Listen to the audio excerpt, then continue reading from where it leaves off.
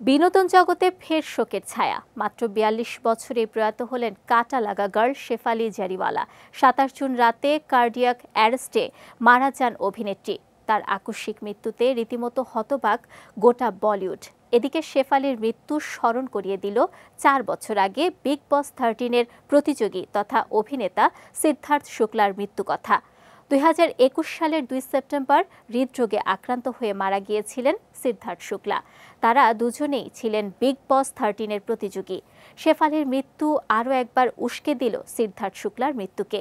Big বস 13-এ একসঙ্গে অংশ নিয়েছিলেন সিদ্ধার্থ ও শেফালি।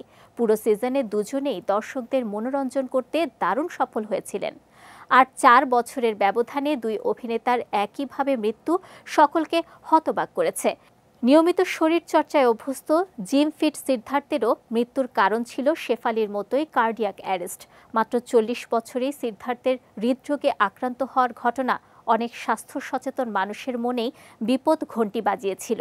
সেই বিপদ সংকেত ফের ফিরে এলো শেফালি জারিওয়ালার মৃত্যুর খবরে। বিগ বস 13-এ অন্যতম প্রতিযোগী ছিলেন কাটা লাগা গার্ল শেফালি।